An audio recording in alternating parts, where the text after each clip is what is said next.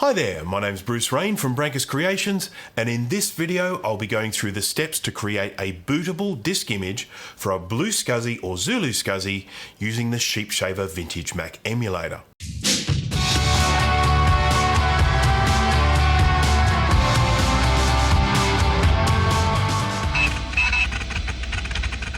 I was recently asked if there is an easier way to transfer files to a BlueSCSI disk image than using the BlueSCSI transfer utility.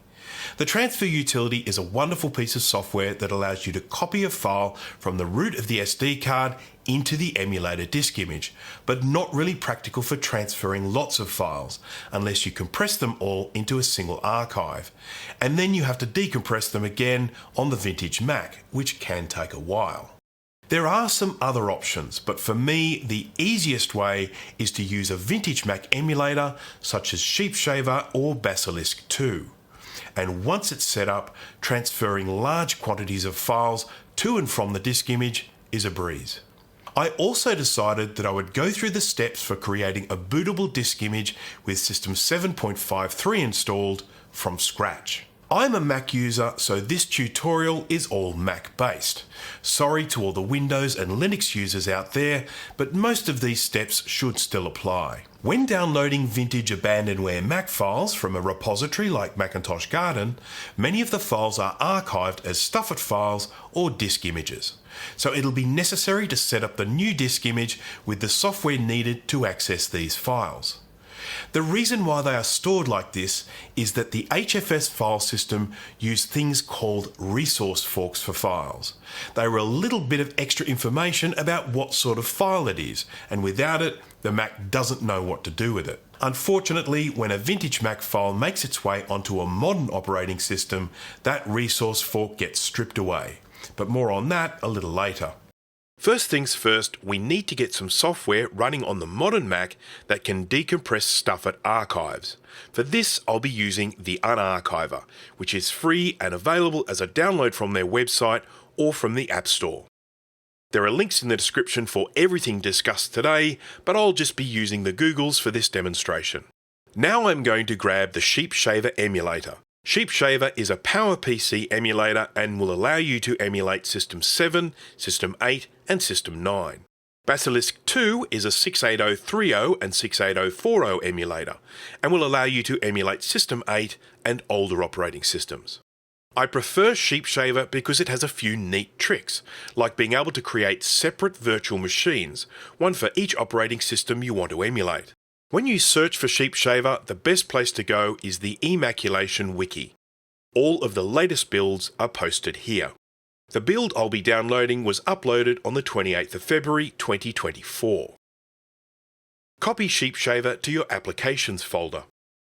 Next, we need to get hold of a suitable ROM file. ROMs are basically software that is stored on a chip in a computer and is designed to link together all the different hardware components to work in unison. Not only that, they are also copyright by Apple, so people are understandably cautious about sharing them. Technically, if you own a specific Mac, you can download the ROMs from it directly, but I will be getting the necessary ROM from the Redundant Robot website. Even though this site recommends the New World PPC ROM for SheepShaver, I'll be grabbing the Old World 4MB ROM. This will make our emulator think it's a PowerPC 9500. I'm going to take the downloaded ROM file and drop it on my desktop. Next, I'll create a new folder. This will become our virtual machine and will contain the ROM and preference file. I'm going to name the folder System 7.5. Place the ROM in the folder, then rename it Mac OS ROM. If it's not named exactly like this, the emulator won't see it. Now I need to make an empty text file. So I've launched TextEdit, created a new file, changed it to plain text, and then saved it into the System 7.5 folder. The file should be called prefs, all lowercase with no extension, and make sure you deselect the "if no extension provided, use .txt", otherwise TextEdit will append an unwanted extension to the file. If you want to double check that the file has no extension, Get info and look in the name and extension section. All good here. Now I'm going to append a .sheepvm extension to the folder name, which will magically change the folder into a launchable package with the SheepShaver icon. If you double-click the new package, it should launch into SheepShaver and you should see the flashing question mark. Be warned that I have had some issues running SheepShaver on some older Intel Macs running OpenCore Legacy Patcher. So if SheepShaver crashes every time you try and launch it, you may need to try a different Mac. At this stage, nothing more will happen because we don't have a disk image to load from. Oh, and one other small annoyance is that if you try and quit SheepShaver, it won't do it unless the emulated system can properly shut down. So in this instance, I need to press Ctrl Escape to force the machine to shut down, or you can force quit. Now it's time to download the nifty Disk Jockey software that will allow me to create an empty disk image ready for a system installation. There are other ways of creating a blank disk image straight out of the Mac terminal, but this way is so much easier, and it even provides you with the BlueSCSI naming convention for the file. This naming convention is also applicable for the ZuluSCSI. I'm going to create a 4GB disk image that Disk Jockey will save into the Downloads folder. I'm going to add System 7.5.3 to the file name so I don't get it mixed up with other disk images. Then I'll move it to the Documents folder for the time being. Now I need a system installer for Mac OS 7.5.3. So my next stop is the Macintosh Garden, home to Mac abandonware. I'll search for 7.5.3 and go to this page with all different System 7.5.3 installers. From here, I select a link that takes me to a separate page with an installer specific for the PowerMac 9500, which is exactly what this emulator will think it is, thanks to the ROM I selected. There is a direct link to this page in the description. I'll download the first file, which is a compressed Stuffit archive. Now I can double-click the Stuffit file, which will launch the Unarchiver and expand the file. This step would probably take at least half an hour on genuine vintage Mac hardware. I'll place the decompressed toast image into the Documents folder for the time being. Now it's time to launch SheepShaver again to apply some settings. First, I want to add some disk images to the Volumes section, so press the Add button. Navigate to the System 7.53 installer image and select it. There is the option to check the CD-ROM box so that the emulator will think it's a CD rather than a hard drive. Now I'll press the Add button again and navigate to my blank disk image and select it. While I'm here, I'll fix up a few other settings too. Instead of 16 megabytes of RAM, I'll take it up to 64 megabytes. In the audio video section, I'll change the refresh rate to 60 Hz. You probably don't need to go that high, but the default of 7.5 Hz is very laggy, so it definitely needs to be more than that. I'll change the window size to 1024 by 768 pixels, a very respectable resolution for a vintage Mac computer. Now click Save and Quit. Once again, SheepShaver won't shut down in this state, so press Ctrl Escape or force quit. Now that the preferences are updated, it's time to launch SheepShaver again, and we're away, booting into the System 7.53 installer. The blank disk image is recognised, but it's not initialised, so the first thing is to follow the on-screen instructions to initialise it. I'm going to call it Macintosh HD. And here is the blank 4GB hard drive. Now it's time to install an operating system. Open the System Software Installers and double-click the Install System Software alias. There's the Easy Install option, but doing that will create a system designed for use on a PowerMac 9500. I want to create a system that will run on any computer, because I'm not yet sure which Mac I'll put this disk image into. We can always strip stuff out later if it's not needed. For example, if we're going to put this into a desktop computer, we can remove all the stuff related to laptops, like battery life indicators and such. Click the arrow next to System Software, then check Universal System for any Macintosh.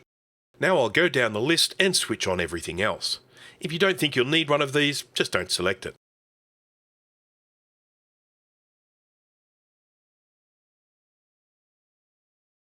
Once the installation is complete, select Quit. You can see the Macintosh HT now has System 7.53 installed. Before I shut down, I'm going to remove the System 7.53 installer from the listed volumes, as I shouldn't need this again. Select Save and Quit, then press Shut Down to leave SheepShaver. This time, when we relaunch SheepShaver, it fires straight up into the freshly installed System 7.53 image. At this point, you could just shut down, copy the disk image to your exFAT formatted SD card, put it in your BlueSCSI or ZuluSCSI, and start booting. But there are a few more things I want to cover. I want to install some of the really essential pieces of software, namely Stuffit Expander, DropStuff, Disk Copy 6, Virtual CD DVD-ROM Utility, and FileTyper. I'll explain each of these as I go.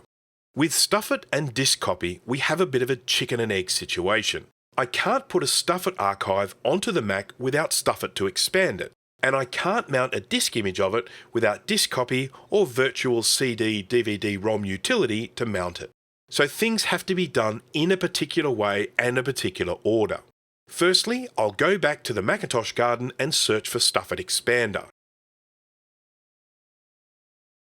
Select Stuffit Expander 5.5, then I'll download the first one, which is a toast disk image of the Stuffit Expander and DropStuff installer in a zip archive. SheepShaver has a nifty little feature that allows you to drag and drop a disk image onto the main window to mount it on the desktop of the emulated environment. The mounted image is read-only, but that's fine for an installer. I'll install DropStuff, which is a tool for compressing files in the Stuffit archive format, and Stuffit Expander, which is a tool for expanding Stuffit archives.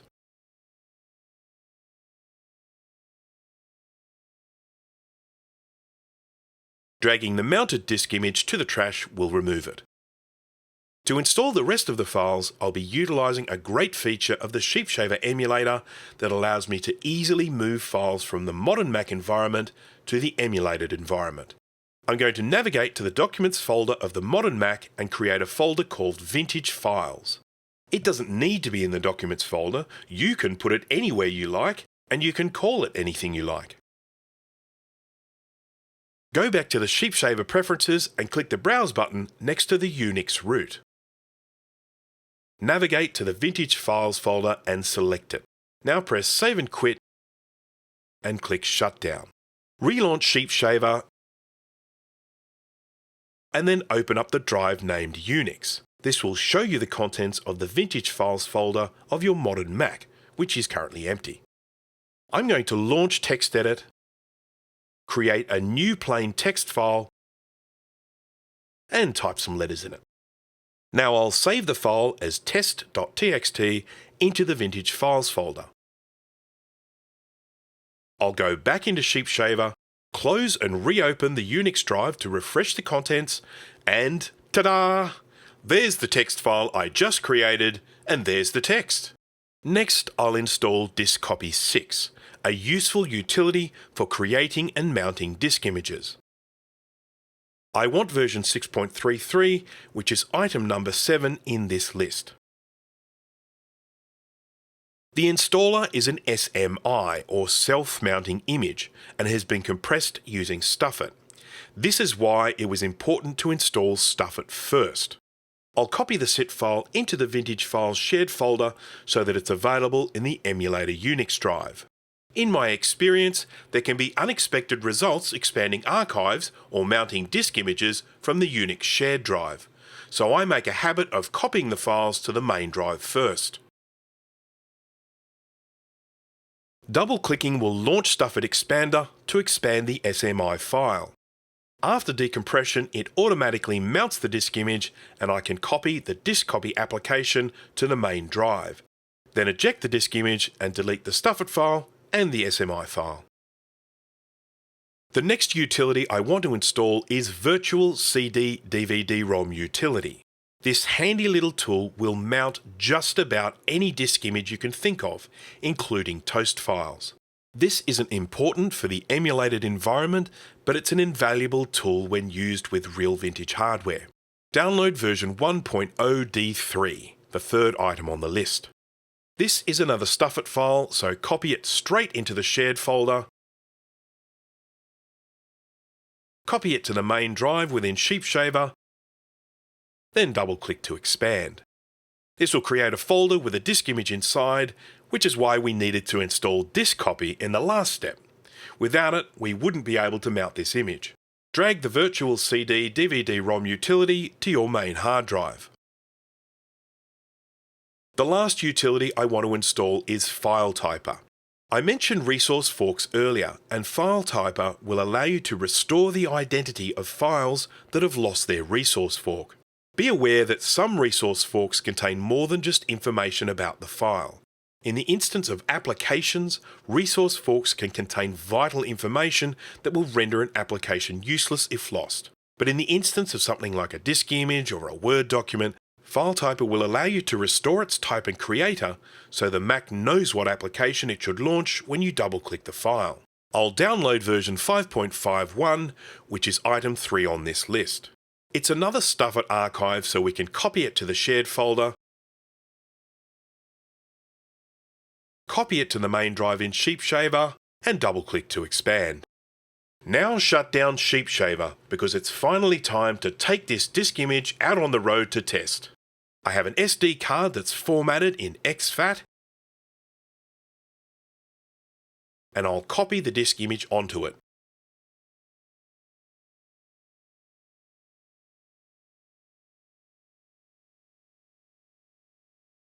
After ejecting the card, I'll pop it into the BlueSCSI of my Macintosh LC475 and start her up.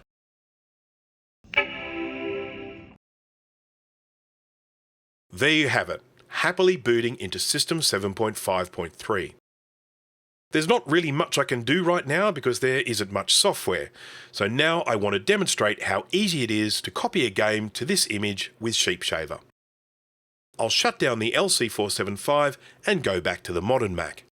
The first thing I'll do is delete the disk image off the modern Mac.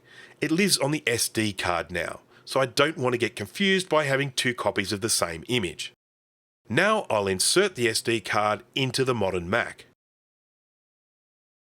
After launching SheepShaver, not surprisingly, I'm getting a flashing question mark. That's because I deleted the disk image from the local drive, so I just need to tell SheepShaver to load up the image from the SD card from now on. Go to SheepShaver Preferences, delete the reference to the old disk image, then press Add, and select the new disk image that resides on the SD card. This step only needs to be done once. From now on, when you launch SheepShaver, it will load from the image on the SD card. As long as the SD card is mounted on the Mac, you'll be able to boot straight into the OS on that image. Press Save and Quit, then Control Escape to quit SheepShaver. Now when I relaunch SheepShaver, it boots into the OS of the disk image on the SD card.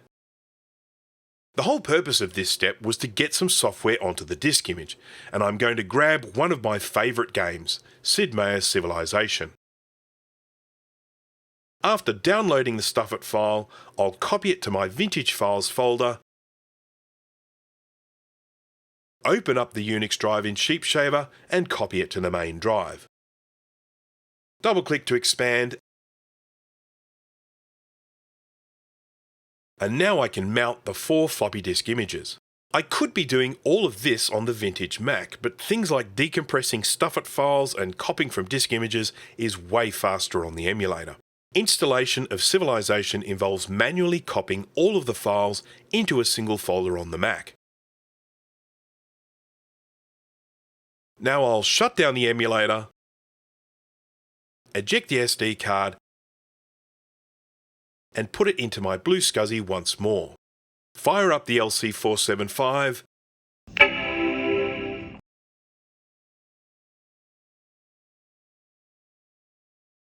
and there's Civilization, all ready for playing on my vintage Mac.